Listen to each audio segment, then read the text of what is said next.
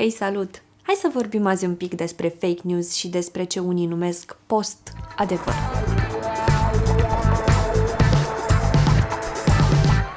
Cu siguranță e o lume nouă cea în care trăim, căci informația zburdă mai rapid ca niciodată. Dar știai deja asta. Ce poate nu știați sau la ce poate nu v-ați gândit, care-i faza cu asta? De ce ai lansat chestii exagerate sau neverificate și care-i marea problemă că există așa ceva până la urmă? Să o luăm pe rând. Ai lansat așa ceva pentru că ori ești euforic și îți place să vorbești vehement și euforic și nu te obosești să și verifici dacă ce zici este real până la capăt. Ești un jurnalist slab. Mai exact, ori nu verifici din minim 3 surse ce spui, ori ești mult prea aservit unei agende încât prezinți exclusiv partea de adevăr care îți convine ție sau celor care te urmăresc.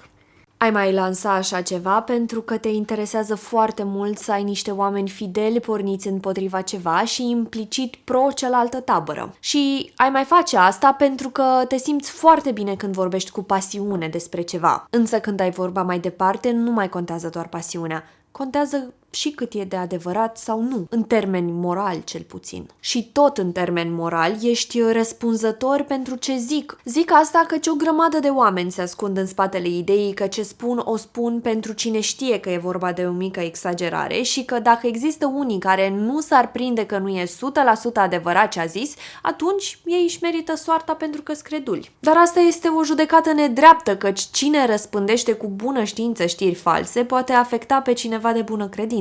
Altfel spus, hoțul neprins negustor cinstit implică totuși existența unui hoț. Ori corect și moral este să nu fii hoț. Și acum, a doua parte a ecuației. Care-i marea problemă dacă există așa ceva? Ei bine, chiar e o mare problemă, căci oamenii de bună credință de care am zis deja pot fi afectați inclusiv fizic de așa ceva. A fost cazul unui site acum nu multe luni care în plină pandemie a scris că de a doua zi urmează să fie izolați de stat toți oamenii în vârstă. Site-ul a fost apoi închis de autorități. A fost redeschis sub alt nume imediat, căci până la urmă cât de eficient pot de fapt autoritățile reglementa așa ceva. Și poate cel mai mare rău pe care îl aduc știrile false repetate este exact polarizarea de care ziceam. Oameni care văd doar stânga sau doar dreapta se schimbă în timp și ajung să-i glorifice pe cei care sunt de acord cu ei și să-i demonizeze pe cei care nu, uitând parcă brusc că-s tot oameni cei care nu sunt de acord cu ei. Există arme și vor exista mereu împotriva așa ceva și ele vin